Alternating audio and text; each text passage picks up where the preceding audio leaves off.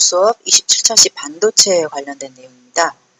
반도체라는 말 많이 들어보셨죠? 우리나라에서 워낙 중요한 내용이기도 하고, 자세하게는 아니지만 어느 정도 반도체가 어떤 의미가 있고 어떤 것인지에 대한 걸 알아보도록 하겠습니다. 반도체 제일 중요한 아이는 바로 실리콘이죠. 많이 들어보셨죠? 실리콘은 원자 번호 14번입니다. 14번이니까 전자가 14개 있겠죠? 수소하고 비교를 하면 수소는 1번이니까 전자가 하나, 실리콘은 14번이니까 전자가 14개가 있습니다. 여기 첫 번째 것들이 2개, 8개, 그 다음에 4개 이렇게 돼 있게 되죠. 14족은 반도체 쪽에서는 대단히 중요한 아이예요. 그 다음에 이제 새로운 용어들이 막 많이 나오는데요. 앞에서 배웠던 내용이니까 내용과 관련된 것이니까 잠깐씩만 보겠습니다. 모든 원자는 안에 원자, 핵이 있고 전자가 있죠. 전자들이 갖고 있는 에너지를 에너지 준이라고 합니다. 각각의 그 전자들의 에너지 준위는 고체의 경우에 옆으로 막 따다다다닥 붙어 있기 때문에 각 전자들의 에너지 준위가 조금씩 달라요. 그래서 한 고체 안에 수많은 원자들이 모여 있게 되면 그 에너지 준위들이 쫙 모이게 되겠죠. 그래서 이제 띠처럼 됩니다. 그걸 에너지 띠라고 하죠. 에너지 띠는 안쪽부터 여러 개가 있어요. 그리고 각 에너지 띠 사이의 에너지 요 틈을 에너지 간격이라고 합니다. 에너지 틈, 에너지 갭입니다. 그 다음에 이제 안쪽부터 전자들이 채워져 있을 거 아니에요. 예를 들어서 여기에 다 채워져 있고, 여기도 채워져 있고, 여기도 채워져 있다. 요까지 채워졌다. 요 제일 바깥쪽에 채워져 있는 이 에너지 띠를 우리가 뭐라고 하냐면 가전자 띠라고 합니다. 그리고 그 바로 위에 비어있는 띠, 색깔을 좀 다르게, 요걸 만약에 가전자 띠라고 한다면 그 바로 위에 비어있는 요 띠를 전도띠라고 해요. 가전자 띠와 전도띠는 이제 이 간격이, 이 에너지, 둘 사이 에너지 간격이 얼마이냐에 따라서 많은 성질이 달라지게 됩니다. 어떤 물체가 전기나 또 열을 잘 전달하면 도체, 아니면 부도체, 이렇게 얘기하잖아요. 우리가 이제 배울 것은 반도체니까 도체, 부도체와 반도체는 무슨 관계가 있느냐? 좀 전에 배웠던 내용과 관련이 돼요. 먼저 도체를 보시면 여기 지금 파란색으로 된 요게 아까 봤던 전도띠입니다. 그리고 요 아래 빨간색으로 되어 있는 얘가 바로 가전자 띠예요. 어떤 차이가 있는지 눈에 금방 들어오시죠? 도체 같은 경우에는 요 전도띠와 가전자 띠 사이에 에너지 갭이, 에너지 간격이 거의 없습니다. 겹쳐 있어요, 심지어. 그러니까 이 가전자 띠에 있는 전자들이 에너지만 주어지면 여기 올라가서 움직일 수 있죠. 전기를 걸면 이동할 수가 있습니다. 그래서 도체는 되게 금속들이고요. 그 금속들이 이제 쉽게 튀어오를 수 있는 전자들을 많이 갖고 있는데 그 전자들 이제 자유전자라고도 합니다. 그에 비하면 부도체는 어떠냐면 부도체는 요 간격이 커요. 요 밴드 갭 에너지가 굉장히 큽니다. 그래서 전기 에너지를 걸어줘도 여기에 있던 전자가 위로 올라가지를 못해요. 그러니까 전류가 흐르지 않죠. 그래서 부도체가 되는 거예요. 그러면 반도체는 뭐겠어요? 가운데 절반 중간쯤 되는 거예요. 도체보다는 조금 멀지만 부도체보다는 가깝죠. 그래서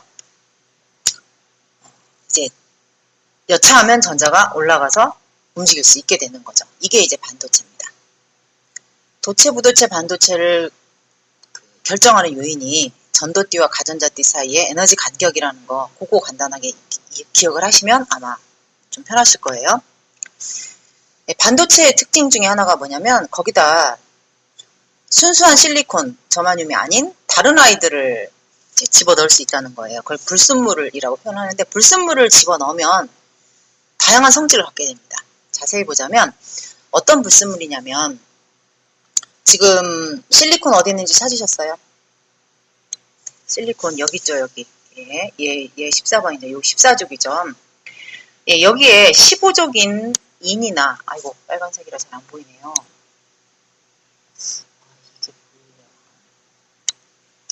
네, 요 인이나 혹은 안티모니 같은 이런 아이들을 여기다 집어넣을 수 있어요. 반대로 13족인 예나 붕소나 알루미늄 같은 아이들을 또 넣을 수도 있습니다. 두 개를 집어넣었을 경우, 불순물을 넣었을 경우 어떤 차이가 생기느냐. 얘들은 15족이죠. 얘들은 13족이고요.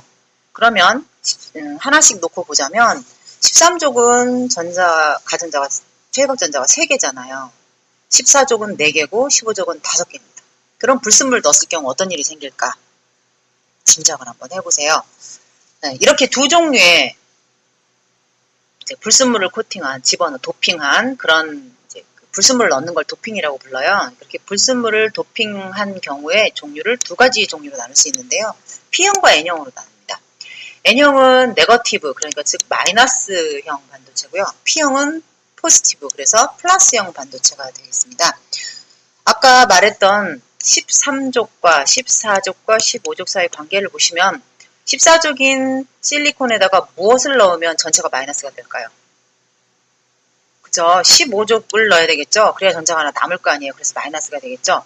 반대로 포지티브를 만들려면 모자라야 되겠죠. 그래서 여기는 13족을 넣었을 경우가, 도핑했을 경우가 P형 반도체가 되게 됩니다. 좀 더 자세히 볼까요? 네, 현재 화면에 보이고 있는 게 뭐냐면, 인을 넣었어요. 인은 앞에서 봤던 것처럼 15족이니까 최역전자가 5개죠. 실리콘은 4개고요. 그래서 두 개를 연결을 해주면 이렇게 남는 전자가 생깁니다. 남는 전자. 얘가 바로 아까 금속에서 봤던 자유전자가 되는 거예요. 그럼 전기를 걸면 얘가 움직여 가겠죠. 그래서 전기를 통할 수 있게 되는 거고요.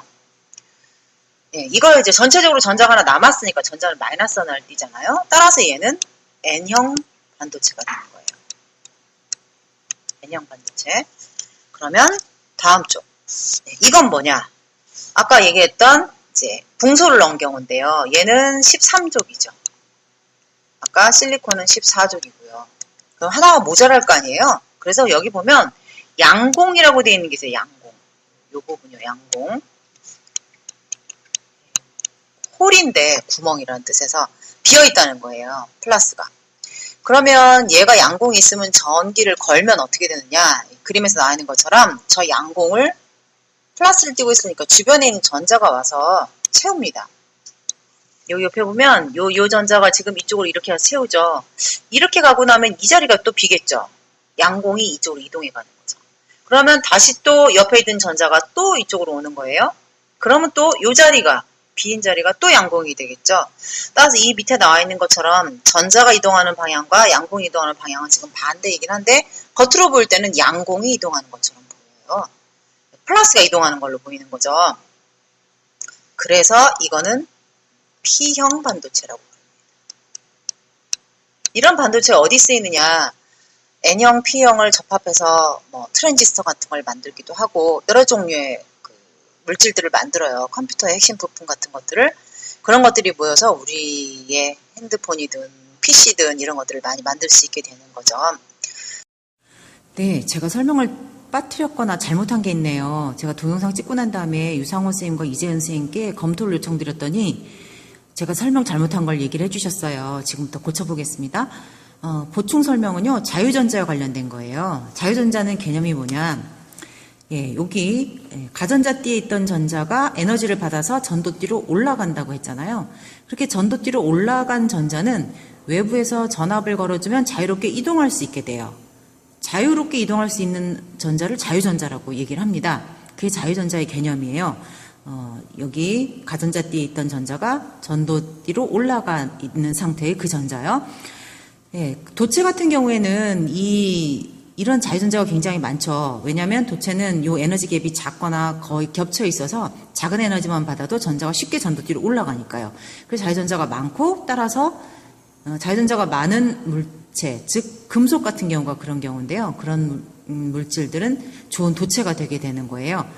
이건 자유전자에 관련된 보충 설명이고요. 제가 설명 잘못한 건 뭐냐면 부도체에 관련된 거네요. 제가 앞에서 부도체에 대해 설명할 때 전기 에너지를 걸어줘도 여기로 못 올라간다 이렇게 설명을 했는데요. 그게 아니고 애당초 갭이 커서 올라가 있는 전자가 없어요. 전도띠 자체에 비어 있는 거예요. 전도띠 자체에. 왜냐하면 이 간격이 워낙 크니까. 그래서 전도띠로 올라와 있는 전자가 없으면 이 전도띠 자체가 비어 있는 거잖아요. 그러니까 전기 에너지를 걸어줘도 여기 이동할 것이 없죠. 이동할 전자가 없으니까 전류가 흐르지 못하는 거예요. 애당초 갭이 커서 올라가 있는 자회전 자체가 없고 따라서 전압을 걸어줘도 이동하지 못한다. 그게 정확한 설명입니다. 역시 사람은 늘 배우고 익혀야 되네요. 검토해주신 유상호 쌤하고 이재은 쌤 대단히 감사합니다.